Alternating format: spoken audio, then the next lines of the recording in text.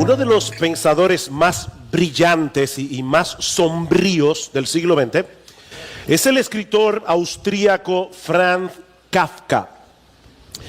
En una de sus novelas más conocidas, titulada El proceso, un hombre llamado Joseph K., y probablemente es una alusión al apellido de Kafka, un hombre llamado Joseph K. es arrestado sin saber por qué.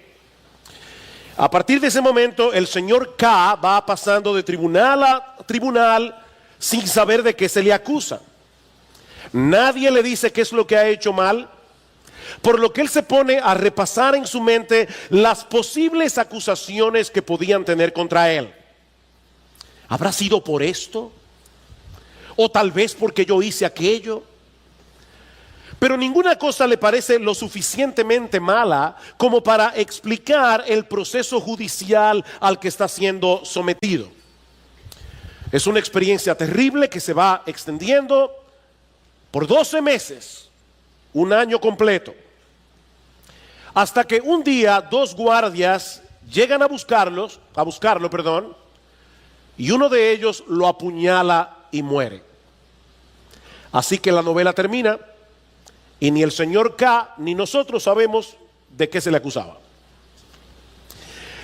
Esta novela ha sido analizada desde diferentes perspectivas desde que fue publicada por primera vez en alemán en el año 1925. ¿Cuál era la intención del autor detrás de la historia del señor K?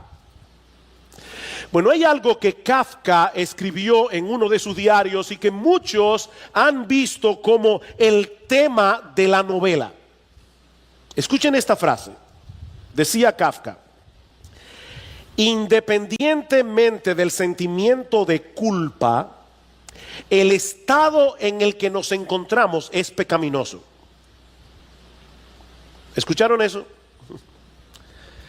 Sea que tú tengas o no sentido de culpa, dice Kafka, la realidad es que nosotros estamos de alguna forma en un estado pecaminoso. En otras palabras, vivimos en un mundo en el que muchas personas dicen no creer en el pecado. Vivimos en un mundo en el que muchas personas niegan la realidad del juicio final al que todos compareceremos según las Escrituras en el tribunal de Dios. Pero aún así tenemos la sensación de que estamos sucios. Aún así tenemos la sensación de que hay algo que no anda bien en nosotros. Podemos tratar de esconder ese sentimiento de muchas maneras, pero eso es algo que está allí todo el tiempo.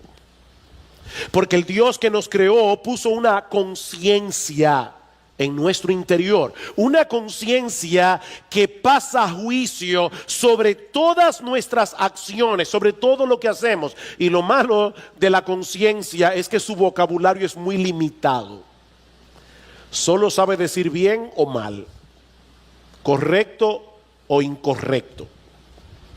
Es como una alarma en el corazón que difícilmente puede ser acallada. Todos tenemos que lidiar con la culpa, pero no todos lo hacen de la misma manera. Y es ahí precisamente, mis hermanos, donde entra en juego el pasaje que vamos a estudiar en esta mañana, los versículos 1 al 23 del capítulo 7 del Evangelio de Marcos. Debo decirles que yo tenía semanas deseando llegar a ese capítulo. Así que hoy me siento realizado. Mis hermanos, este es uno de los capítulos más teológicos, más cruciales del Evangelio de Marcos. Es un capítulo que nos ayuda a entender, a ver en una forma bien clara la diferencia que hay entre el cristianismo y todas las otras formas en que los seres humanos tratan de lidiar con el problema de la culpa.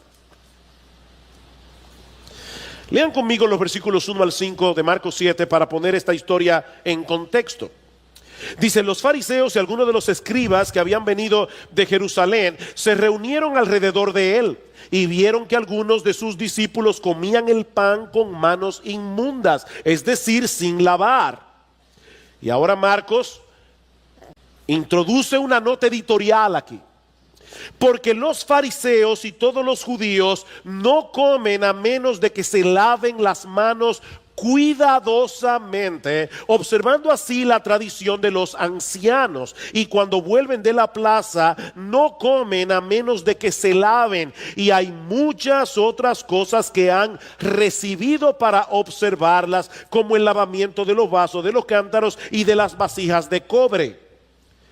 Entonces los fariseos y los escribas le preguntaron: ¿por qué tus discípulos no andan conforme a la tradición de los ancianos, sino que comen pan con manos inmundas? Debo aclarar, sobre todo para los niños que están aquí, que es bueno lavarse las manos antes de comer. Sobre todo si estamos comiendo alimentos que se toman con la mano, como el pan, por ejemplo. Pero la preocupación de los fariseos en este pasaje no era higiénica. La preocupación de los fariseos en este pasaje era religiosa. Marcos dice en el versículo 3 que todos los judíos se lavaban las manos cuidadosamente antes de comer, y él añade, observando así la tradición de los ancianos. Y luego en el versículo 5 dice que los fariseos acusaron a Jesús de que sus discípulos no andaban conforme a la tradición de los ancianos. ¿De cuáles tradiciones es que el Señor está hablando aquí? Bueno, de los ritos y de las ceremonias que los rabinos, los maestros en Israel, le habían añadido a la ley de Moisés para asegurarse de que la estaban cumpliendo y obedeciendo al pie de la letra. En el Antiguo Testamento Dios había ordenado ciertos ritos de purificación. Ahora, estos ritos eran prácticamente una ayuda visual para que los judíos percibieran la necesidad que ellos tenían de ser limpiados de sus pecados antes de poder comparecer a la presencia de Dios. De manera que estos ritos de purificación no lavaban realmente el pecado, obviamente. Estos ritos de purificación no eran un fin en sí mismos, eran simplemente un recordatorio que apuntaba hacia otra cosa. Estos rituales tenían la intención de preparar al pueblo para la llegada de un Salvador que iba a hacer por ellos lo que ningún jabón del mundo puede hacer, ni ningún ritual religioso tampoco. El problema del hombre es espiritual y por lo tanto requiere de un remedio espiritual. Es por eso que en Deuteronomio capítulo 10 versículo 16, hablando de la circuncisión, algo que se practicaba en el cuerpo, Moisés les dice: no se confundan, lo que ustedes necesitan no es un corte en el cuerpo, lo que ustedes necesitan es una circuncisión del corazón. Esa circuncisión física apunta hacia un remedio más radical, apunta hacia algo que Dios hará en algún momento en vuestros corazones. Y en Jeremías capítulo 2 versículo 22 lo dice en una forma mucho más impactante: aunque te laves con lejía y amontones jabón sobre ti, la mancha de tu pecado permanecerá delante de mí, dice Jehová el Señor. El lavado del cuerpo no puede quitar las manchas del alma. Pero los líderes religiosos de Israel perdieron de vista el significado verdadero de estos rituales y llegaron a pensar que por el mero hecho de practicarlos, eso los ayudaría a ganar el favor de Dios. Estos hombres llegaron a ser los máximos exponentes del legalismo en los días del Señor Jesucristo. ¿Y qué es el legalismo? Bueno, básicamente es tratar de ganar el favor de Dios a través de nuestra obediencia a un conjunto de rituales, de leyes y de normas. Mientras el Evangelio nos mueve hacia la obediencia por el hecho de haber sido aceptados por Dios de pura gracia por medio de la fe en el Señor Jesucristo, el legalismo nos dice que nosotros debemos obedecer para ser aceptados. ¿Ven la diferencia? En el Evangelio somos aceptados por fe y eso nos mueve a la obediencia. El legalista te dice: no, debes obedecer para ser aceptado. Y por supuesto, cuando uno piensa que puede ganarse el favor de Dios a través de la obediencia, muy probablemente hay dos cosas que van a suceder. La primera es que le vamos a añadir nuevas leyes a la ley de Dios, porque queremos estar seguros de que estamos haciendo las cosas exactamente como debemos hacerlas. En otras palabras, estamos ponchando los botones correctos para que salga el resultado correcto. Eso era lo que habían hecho los escribas y los fariseos. Ellos reinterpretaban y reinterpretaban los mandamientos de Dios y finalmente colocaban sus propias aplicaciones e interpretaciones de la ley al mismo nivel de la ley. ¿Oyeron eso? Ellos elevaban sus propias interpretaciones y aplicaciones de la ley al mismo nivel de la ley, y de ese modo llegaron a desarrollar una superestructura de regulaciones que vino a ser sumamente opresiva para el pueblo de Israel. Y mis hermanos, no piensen ni por un momento que nosotros no podemos caer en esa misma trampa en el día de hoy. Por ejemplo, yo creo que la Biblia enseña que nosotros debemos apartar este día para darle descanso a nuestros cuerpos y para tener comunión con el Señor, como no podemos hacerlo en el resto de la semana por las ocupaciones que tenemos. Ahora, lo que eso significa en la práctica, eso puede variar de un creyente a otro.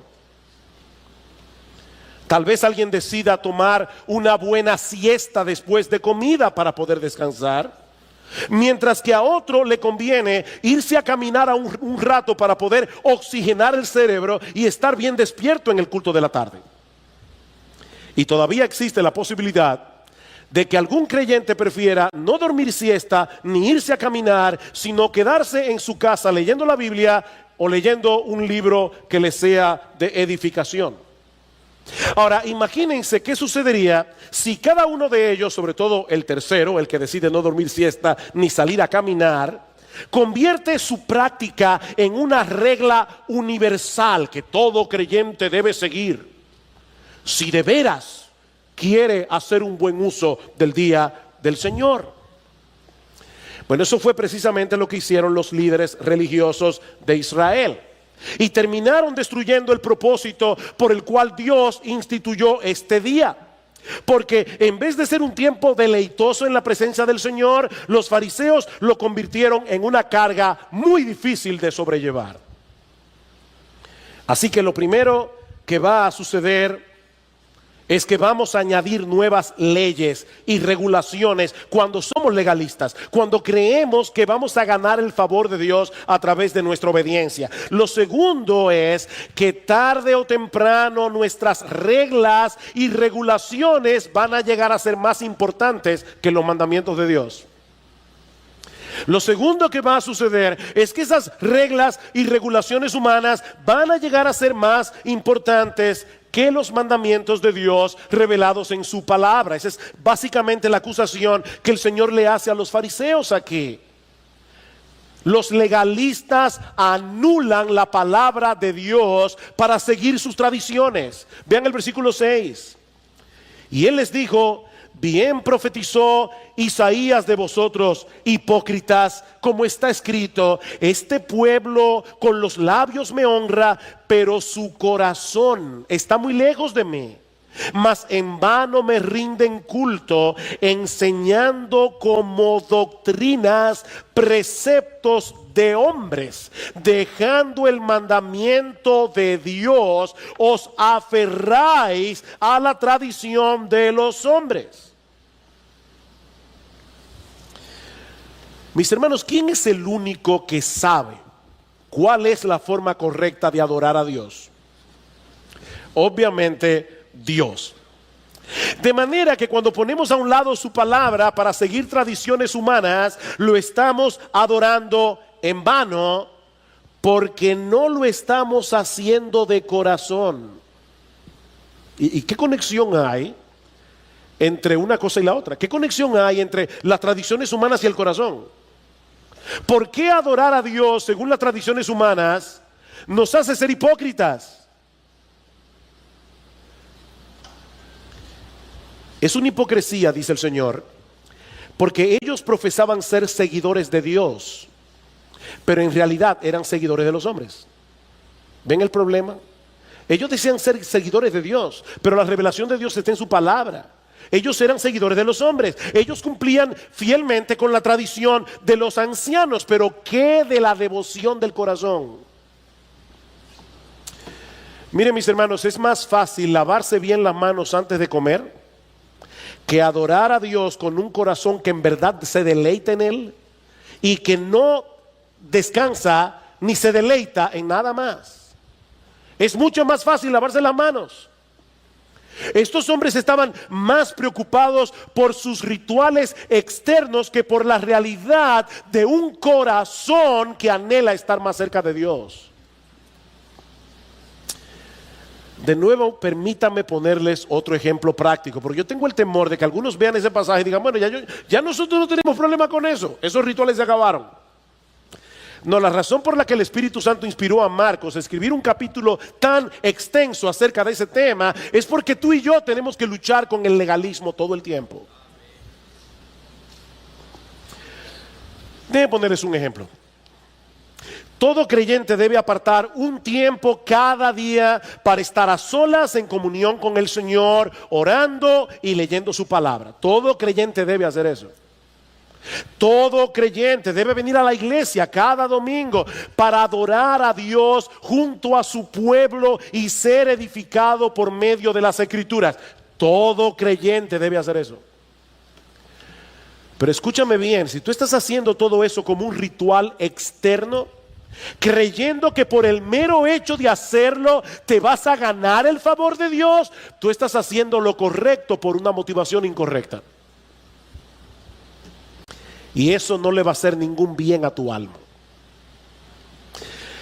La razón por la que debemos congregarnos los domingos con el pueblo de Dios es porque es en medio de esta reunión donde Dios ha prometido manifestar su presencia especial. Y nosotros como creyentes queremos estar donde Dios está. Esa es la razón. Mirad cuán bueno y cuán deleitoso es habitar los hermanos juntos en armonía. ¿Por qué? Porque allí envía Jehová bendición y vida eterna. Allí, en la reunión del pueblo de Dios. Nosotros queremos estar aquí porque queremos a Dios. Sí, debemos apartar un tiempo cada día para leer la Biblia y orar. ¿Por qué? Porque Dios nos habla a través de su palabra y nosotros derramamos nuestros corazones delante de Él por medio de la oración. Nosotros queremos a Dios, queremos tener comunión con Dios. Pero el legalista se conforma con el cumplimiento externo del deber, sin darse cuenta de que su supuesta adoración no sirve de nada, porque su corazón está lejos de Dios. Lo que él hace externamente no es congruente con la realidad de lo que está sucediendo en su interior. Mis hermanos, escuchen esto. El corazón es el centro de la adoración. El corazón es el centro de la adoración. No importa lo que hagas externamente, si tu corazón no está involucrado, tú no lo estás. La verdadera adoración fluye de un corazón que se deleita en Dios, fluye de un corazón que se mantiene en pie de guerra contra todos los ídolos que intentan ocupar ese trono. Pero la hipocresía de estos hombres no se quedaba ahí.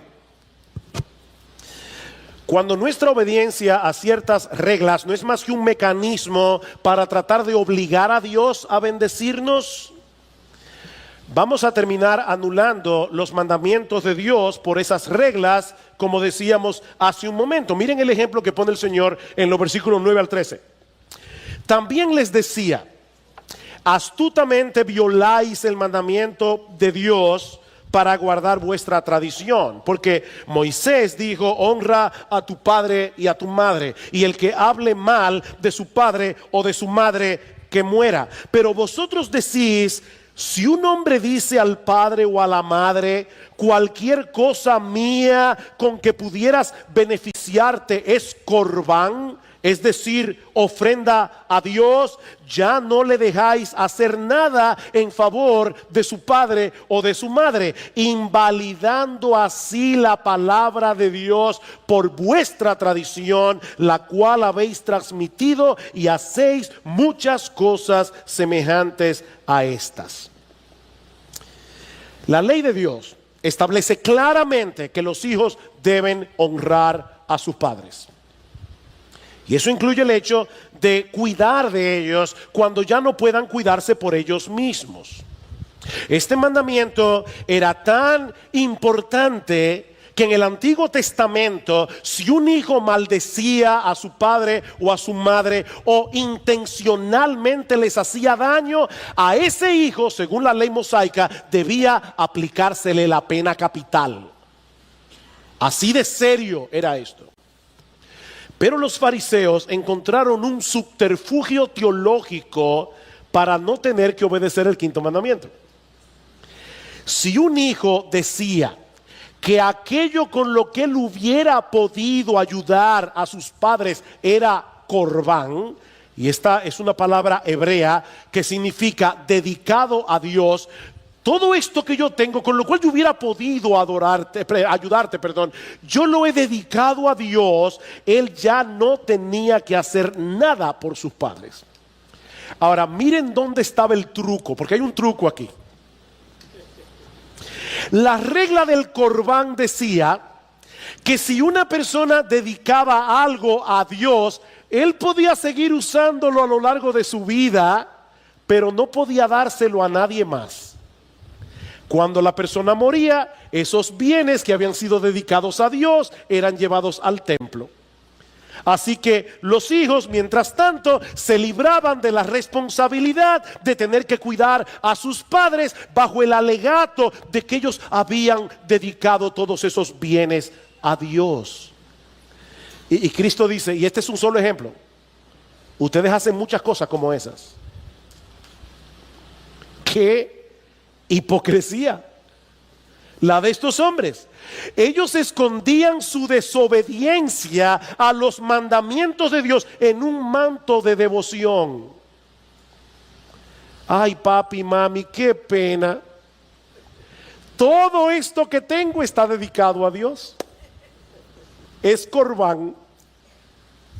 Lo lamento mucho, que Dios te bendiga. Increíble.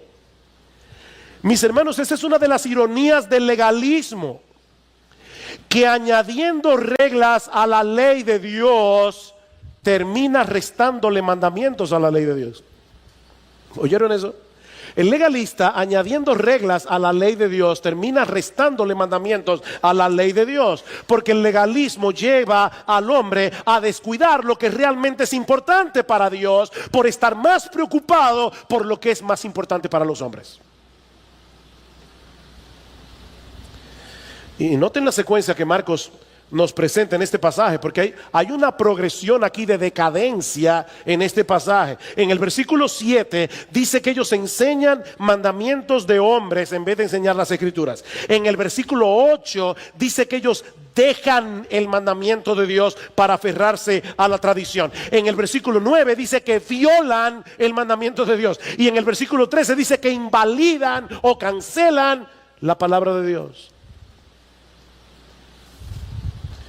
Mis hermanos, el legalismo es algo serio, porque es imposible aferrarse a las escrituras teniendo al mismo tiempo un corazón legalista. Esas dos cosas se oponen entre sí.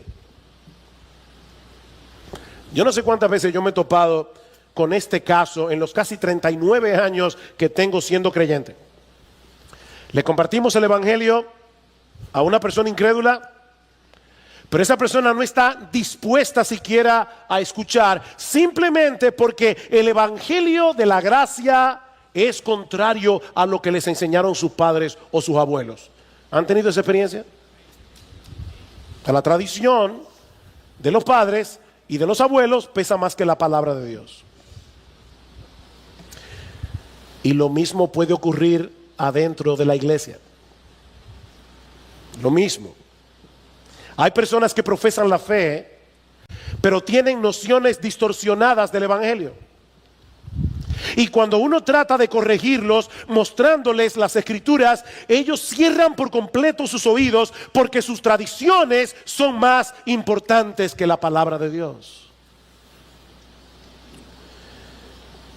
Mis hermanos, nadie, absolutamente nadie, puede honrar verdaderamente a Dios sin honrar las escrituras. Nadie.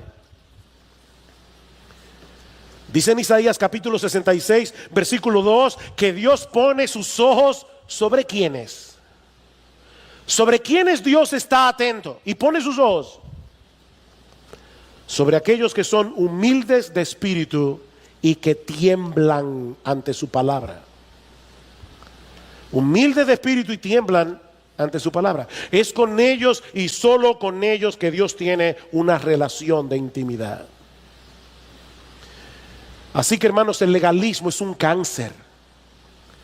El legalismo es un enemigo, el legalismo es un monstruo contra el cual tenemos que luchar. Porque los legalistas terminan anulando la palabra de Dios por seguir tradiciones humanas. Pero hay algo más que este texto nos enseña. Y es que los legalistas también tienen el problema de que tratan de una forma completamente inadecuada el verdadero problema del corazón humano. Los legalistas tratan de una forma completamente inadecuada el verdadero problema del corazón humano. Vean una vez más, versículo 14. Marcos capítulo 7, y llamando de nuevo a la multitud, les decía: escuchadme todos y entended. No hay nada fuera del hombre que al entrar en él pueda contaminarlo, sino que lo que sale de adentro del hombre es lo que contamina al hombre. Si alguno tiene oídos para oír, que oiga. Y cuando dejó a la multitud y entró en la casa, sus discípulos le preguntaron acerca de la parábola. Y él les dijo: ¿también vosotros sois tan faltos de entendimiento? ¿No comprendéis que todo lo que de fuera entra al hombre no le puede contaminar? Porque no entra en su corazón, sino en el estómago, y se elimina, declarando así limpios todos los alimentos. Y decía: lo que sale del hombre, eso es lo que contamina al hombre, porque de adentro del corazón de los hombres salen los malos pensamientos, las fornicaciones, los robos, los homicidios, los adulterios, las avaricias, las maldades, los engaños, la sensualidad, la envidia, la calumnia, el orgullo y la insensatez. Todas estas maldades de adentro salen y contaminan al hombre. Miren, mis hermanos, este es uno de los pasajes más neurálgicos del Evangelio de Marcos. Lo que el Señor está diciendo aquí no solamente es importante para entender, como decíamos al principio, la gran diferencia que hay entre el cristianismo y cualquier otra religión. Esto también es importante para entender por qué el mundo está como está. ¿Por qué el mundo está como está? La mayoría de las personas se da cuenta de que algo anda mal en nuestra sociedad. Pero muchos le atribuyen el problema a las estructuras sociales o a la falta de educación. Necesitamos urgentemente un cambio de sistema para que el mundo funcione como debe funcionar. No, dice el Señor. No. Eso no sirve. Porque el problema no está en el sistema. El problema está en el corazón humano. Por supuesto, un sistema político puede ser mejor que otro. Eso es una realidad. Tener una buena educación es mejor que no tenerla. Pero todos nosotros tenemos un problema interno que ningún sistema político, ni la mejor educación del mundo, ni ninguna práctica religiosa puede resolver. Lo que el Señor Jesucristo nos está diciendo en este pasaje es que lo que anda mal en la sociedad somos tú y yo. Lo que Él está diciendo aquí, mis amados hermanos y amigos que están aquí en esta mañana, es que nosotros somos el problema. Vean el versículo 15. No hay nada fuera del hombre que al entrar en él pueda contaminarlo, sino que lo que sale de adentro del hombre es lo que contamina al hombre. ¿Escuchaste eso? Lo que te contamina, lo que te hace daño, no es primariamente algo que está externo a ti, es algo que está dentro de ti. Y yo aclaro que eso no quiere decir que no debamos cuidarnos de las cosas externas que puedan llevarnos a pecar. Jesús no está diciendo eso, porque Él mismo dijo en otra ocasión que si tu ojo te es ocasión de caer, debes sacártelo. Y obviamente Él no se está refiriendo a que te quedes literalmente tuerto. Lo que Jesús está diciendo aquí es que debes tomar decisiones radicales para no poner delante de ti ninguna cosa que pueda moverte hacia el pecado. Pero la razón por la que las cosas externas tienen esa influencia sobre ti y sobre mí es porque la corrupción ya está en nuestro corazón. Eso es lo que dice en los versículos 20 en adelante. Lo que sale del hombre, eso es lo que contamina al hombre, porque es de adentro del corazón de los hombres que salen los malos pensamientos, las fornicaciones, etcétera. Etcétera. Mira, escúchame bien. Tu problema no es ese jefe que te hace la vida tan difícil.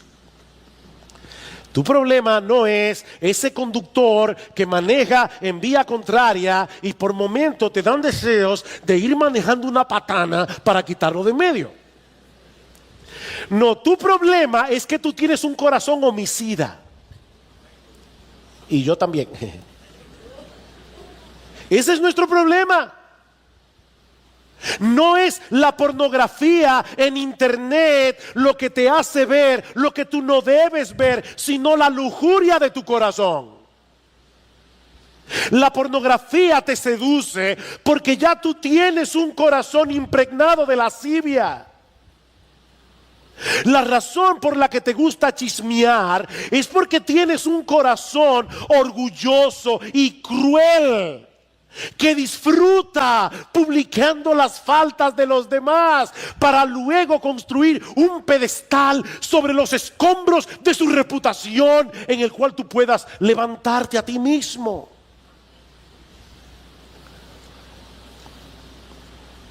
Nuestro corazón es orgulloso, nuestro corazón es insensato, nuestro corazón es egoísta, nuestro corazón es codicioso.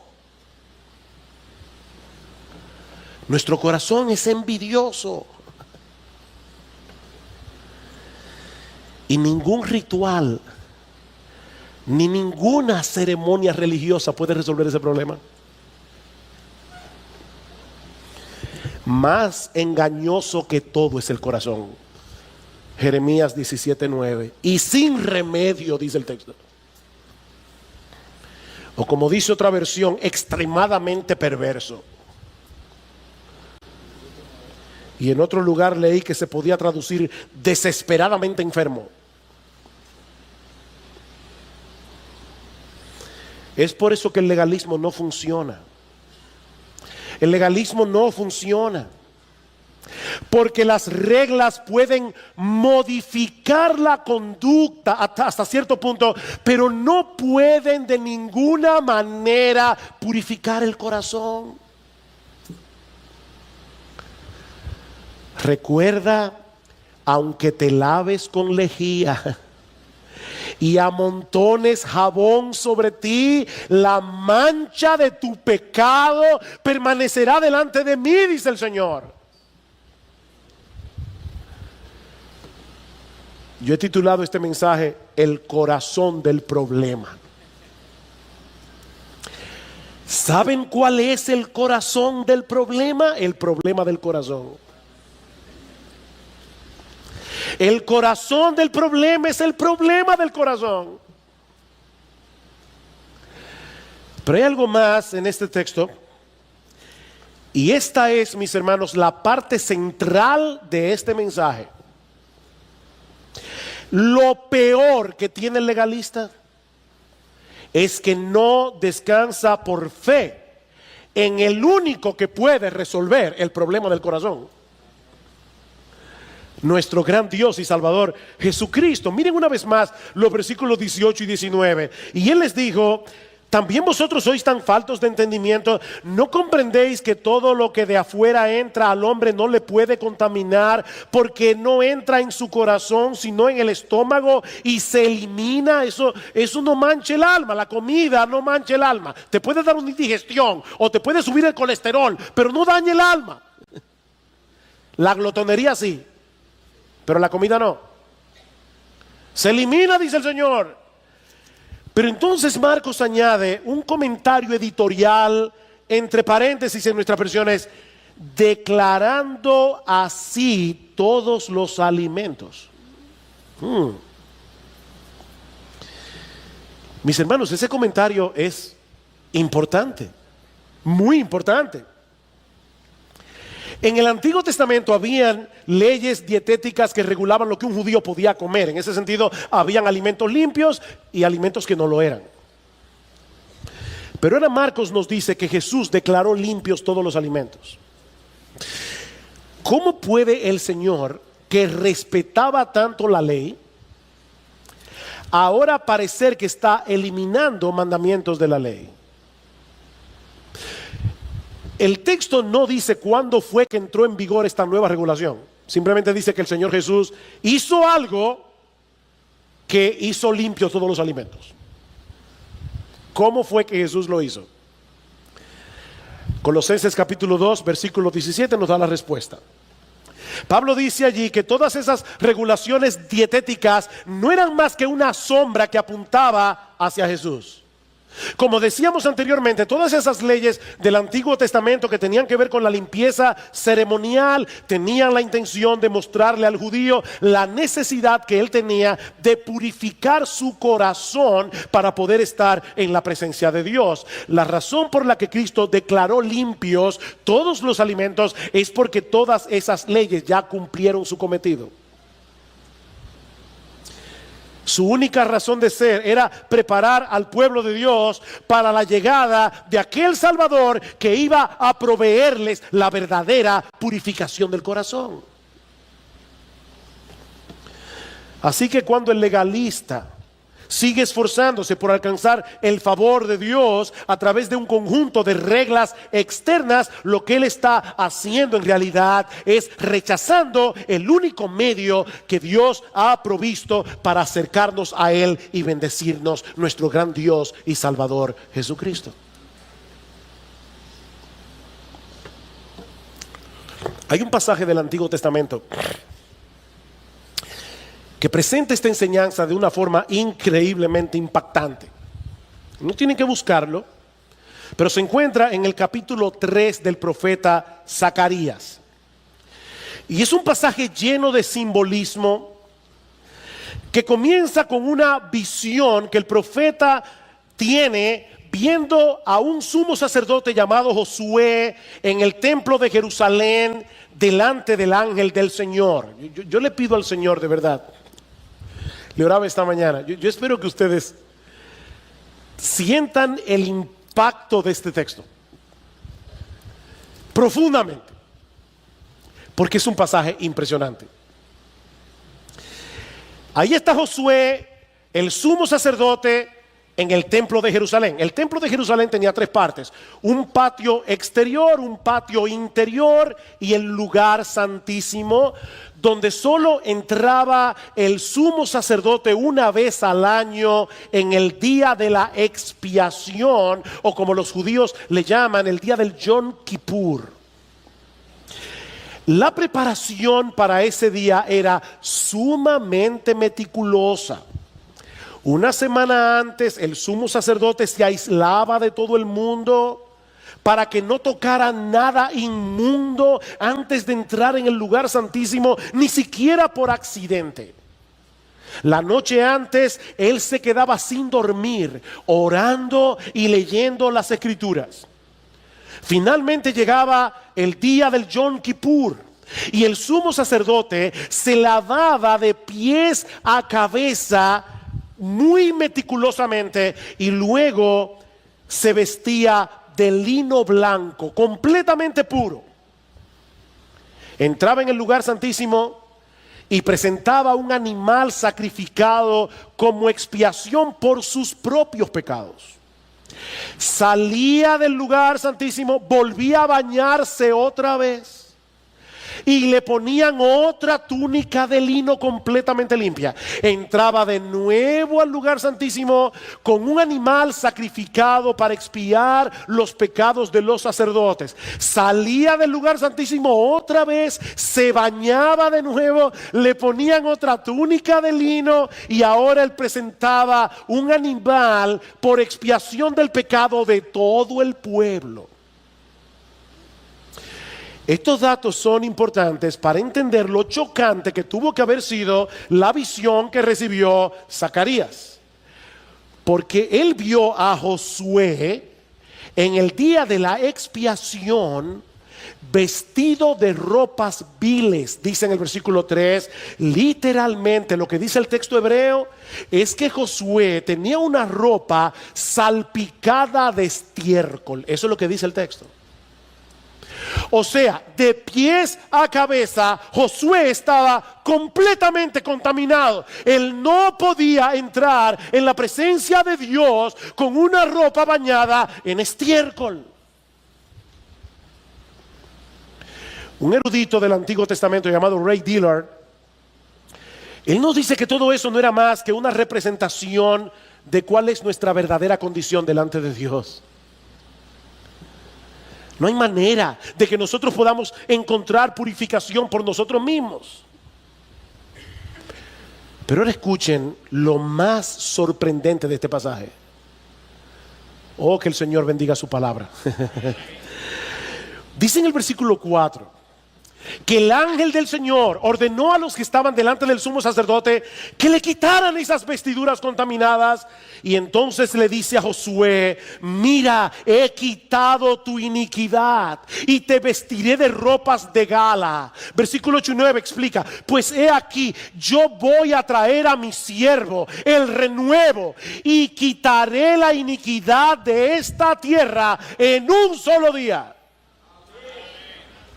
Wow, y, hermanos, traten de ponerse en el lugar de Zacarías escuchando esto. Durante siglos el pueblo de Israel había estado presentando sacrificios de animales cada día de la expiación, porque esos sacrificios nunca podían purificarnos de una vez por todas. Y ahora Dios está diciendo que iba a llegar un día en que ya no sería necesario hacer más sacrificios, porque Él borraría por completo toda iniquidad. ¿Cómo puede ser eso posible? Dice Ray Dillard: siglos más tarde apareció otro Josué. Una nota aquí: Josué es el nombre hebreo que en griego es Jesús. Josué en hebreo, Joshua en arameo, Jesús en griego. El nombre de Jesús apareció otro Josué, y ese Josué llevó a cabo un proceso completamente a la inversa. Él fue desnudado de sus ropas de gala para ser vestido con nuestros pecados, al asumir nuestra culpa en la cruz del Calvario, para que todos los que creen en Él sean vestidos de lino fino, limpio y resplandeciente, como dice en Apocalipsis capítulo 19. Al que no conoció pecado, por nosotros a Él Dios lo hizo pecado, para que tú y yo podamos ser justicia de Dios en Él. Aleluya, glorias sean dadas a nuestro bendito Señor y Salvador. Esto es increíble, hermanos. Dice en Hebreos capítulo 10 que los sacerdotes tenían que presentar sacrificios una y otra vez, los mismos sacrificios que nunca pueden quitar los pecados. Pero Cristo, con una sola ofrenda, hizo perfectos para siempre a los santificados. Eso es lo que el legalista no entiende. Oh, mis hermanos, es extremadamente importante que nos prediquemos este mensaje del Evangelio cada día. Y nos recordemos a nosotros mismos que nuestra aceptación delante de Dios depende enteramente de lo que Él hizo a nuestro favor a través de la vida y la muerte de nuestro Señor Jesucristo. ¿Saben por qué? Porque todos nosotros somos legalistas en recuperación. Somos legalistas en recuperación. Léete Efesios capítulo 6. ¿Qué es la armadura del creyente? ¿Qué es la armadura del creyente? Es el Evangelio. Esa es nuestra protección. Mis hermanos, cuando nos convertimos al Señor, se instaló en nuestros corazones el sistema operativo de la gracia. Ahora entendemos que la salvación es un regalo gratuito que Dios nos concede únicamente por causa de Cristo. El problema es que el pecado todavía mora en nosotros como una especie de virus cibernético que intenta corromper el sistema operativo de la gracia para llevarnos de nuevo al sistema operativo de las obras. Y cuando eso ocurre, el monstruo del legalismo vuelve a levantar su horrible cabeza, obstaculizando en nosotros el proceso de santificación por el cual estamos siendo cada vez más transformados a la imagen de nuestro Señor Jesucristo. El legalismo nos vuelve inseguros y sorprendentemente también nos vuelve orgullosos. El legalismo nos hace ser hipercríticos. El legalismo nos lleva a ser arrogantes, mientras tratamos por todos los medios posibles de reafirmar nuestra identidad a través de lo que hacemos o de lo que dejamos de hacer. El legalismo nos aleja de Jesús, porque nos lleva a olvidar lo que Él ya hizo a nuestro favor en la cruz del Calvario, porque el legalismo nos lleva a olvidar que separados de Él nada podemos hacer.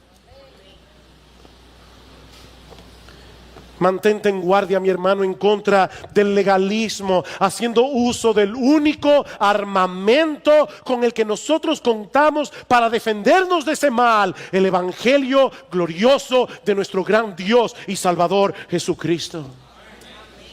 Predícate el Evangelio. Recuérdate que tu aceptación delante de Dios ya no depende de ti. Y si tú estás aquí sin Cristo, haciendo el esfuerzo de purificar el corazón por ti mismo, mi amigo, yo te invito en esta mañana a que reconozcas tu impotencia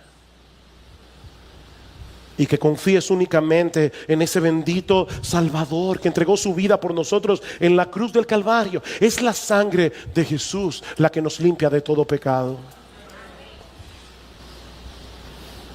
Esa mancha del corazón no desaparecerá de allí, no importa lo que hagas, hasta que vengas a Jesús en arrepentimiento y fe. No sigas tratando de hacer lo que solo Dios puede hacer a través de la persona y la obra de Cristo, porque su gracia está disponible para todos nosotros hoy por medio de la fe.